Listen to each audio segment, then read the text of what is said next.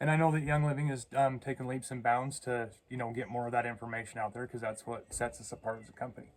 I tell people all the time, because I've been here before for the Melissa Harvest, that 2021 year when y'all had to take it to Highland. Yeah.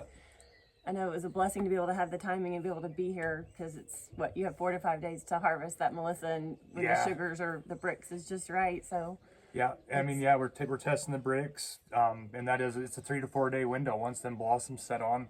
And with the Melissa plants, I love this story because it was during Gold Retreat a year or so ago, either the last Gold Retreat or the one before that. We harvested our fields, but then we had a seed bank right behind me, one of our Melissa seed beds right behind me.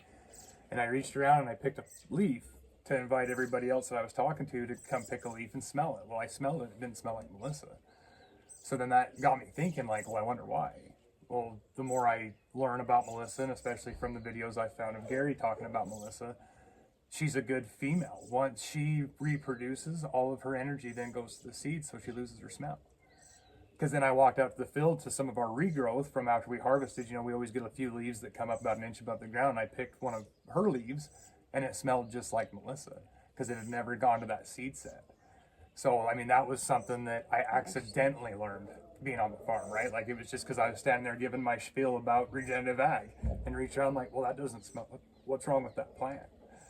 And it's a different phase. Then I thought about it. I'm like, well, she's gone to blossom. She set her seed. She has lost her energy for the year because all of it's in the seed that we're going to collect.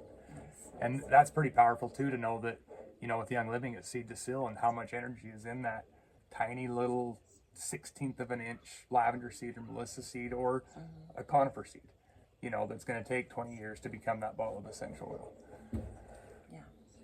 I have a special connection to Melissa now that I got to lay in it and be in the back of the truck with it. Yeah. The smell is really, really strong when you're in it. She's a very powerful plant. And, the one thing I can say about the Melissa harvest, coming from a commercial ag background and a construction background, that's a high stress time. Like, things need to be done correctly, and you're on a time crunch.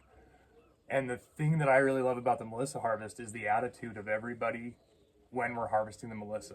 Because we all know it's stressful. We all know that it's a crunch time, but the smiles and the laughter and you're sweating to death, but you're having the best time of your life, right? Even with all the grasshoppers and the dandelions daddy long legs. Daddy long legs. Yeah. All over you. Yeah.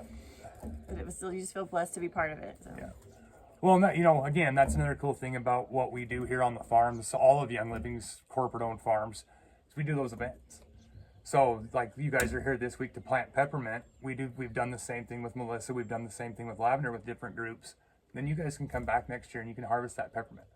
So how cool is that to know that you've seen how it was handled in the greenhouse? Right. You know what's going on in the fields because you guys have been here now for 2 days. You can see our practices. You've planted the plants. Well, come make your own essential oil. And then you can see that oil come up in the separator, and what a beautiful thing that is, right? It is.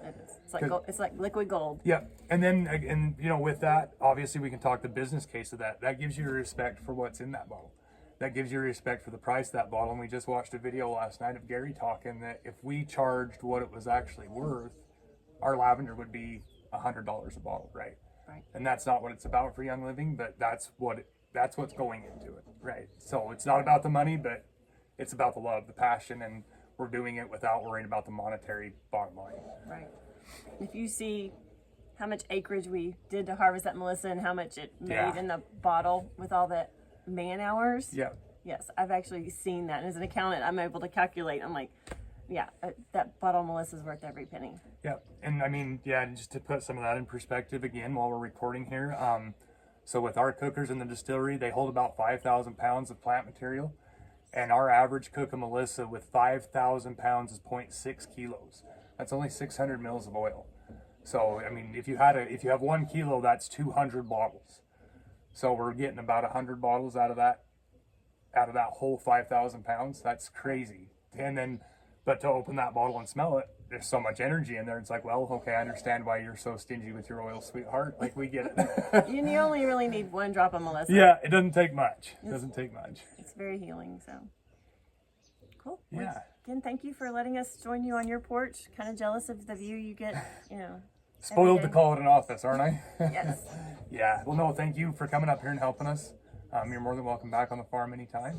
Thanks. I'd love to come. I'm trying to bring a new person every time to get them passionate and get them sharing. So That's perfect. Share the good news. so you guys come. You're invited. More than welcome. We'd love to have you. Thanks.